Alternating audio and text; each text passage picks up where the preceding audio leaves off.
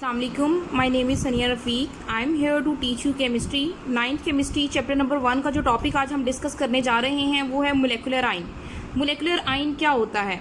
हमने अपने previous topic में आयन के बारे में डिस्कशन की थी कि जब कोई एटम इलेक्ट्रॉन को लूज़ करता है या इलेक्ट्रॉन गेन करता है तो वो आयन बन जाता है। तो इसी तरह जब कोई मॉलिक्यूल इलेक्ट्रॉन को लूज़ करता है या इलेक्ट्रॉन को गेन करता है तो वो मोलेकुलर आयन बन जाता है।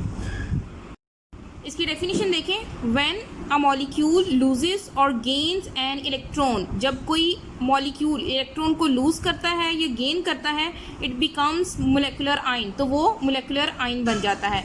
It is also known as radical, तो मोलेकुलर आयन को रेडिकल भी कहा जाता है।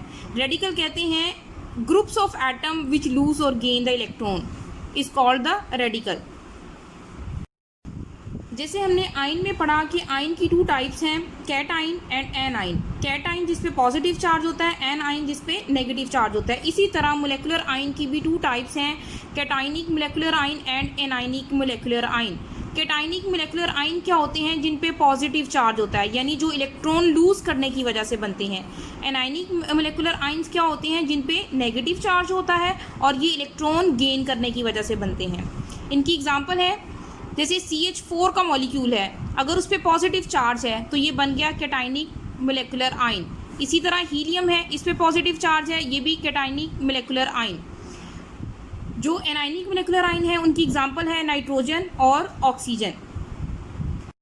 देखिए, मोलेकुलर आयन बनने के लिए यहाँ पे 2 कंडीशंस बताई गई हैं।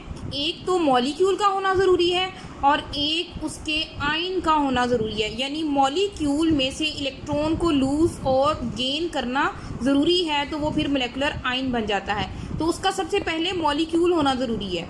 अब यहाँ पे देखें, CH4 एक मॉलिक्यूल है, मीथेन का मॉलिक्यूल। ये मॉलिक्यूल जब इलेक्ट्रॉन को लूज़ कर देता है तो ये मोलेकुलर आयन बन जाता है। इसी तरह से हीलियम है, ये भी जब इलेक्ट्रॉन को लूज़ कर देता है तो ये भी आयन बन जाता है। अब मॉलिक्यूल जो होता है, मॉलिक्यूल एक ऐसा सब्सटेंस है जिसका ऑक्टेट कंप्लीट होता है, उसको इलेक्ट्रॉन की ज़रूरत नहीं होती। अगर उसमें से इलेक्ट्रॉन निकलते हैं या उसके अंदर इलेक्ट्रॉन ऐड किए जाते हैं तब वो आयन बन जाता है, मोलेकुलर आयन बन जाता है।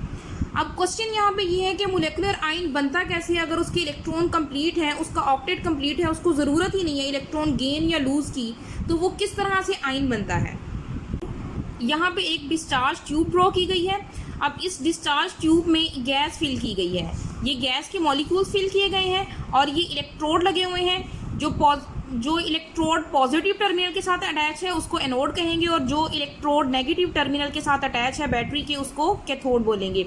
अब इसमें क्या होगा कि जब एनोड से या कैथोड से रेज निकलेंगी, यानी अगर कैथोड से रेज निकल रही हैं तो उनको कहेंगे कैथोड रेज, और जो एनोड से रेज निकल रही हैं उनको क्या कहेंगे? Anode rays. अगर ये रेज बहुत तेज़ी के साथ यहाँ से मूव करती हुई जाती हैं तो इसमें क्या मौजूद है? इसमें एटम्स मौजूद हैं। इन एटम्स में क्या मौजूद हैं? इलेक्ट्रॉन्स। ये इलेक्ट्रॉन्स, ये मैंने यहाँ पे ड्रॉ करके एटम को एक दिखा दिया। इस तरह के बहुत से एटम्स इसमें प्रेजेंट हैं। जब ये रेज बहुत तेज़ी के साथ मूव करके कैथोड से एनोड की तरफ जाती हैं तो सेंटर में जो गैस के एटम्स या मॉलिक्यूल प्रेजेंट हैं उनके साथ टकराती हैं। टकराने से क्या होता है कि या तो उनके अंदर इलेक्ट्रॉन ऐड हो जाता है या तो उनका इलेक्ट्रॉन ले के अपने साथ उसमें से इलेक्ट्रॉन को लूज़ करवा देती हैं। तो इस तरह से वो क्या बन जाते हैं? आयन बन जाते हैं, जिनको मोलेकुलर आयन कहा जाता है। This is all about the molecular ion. Thank you very much. Allah हाफिज़।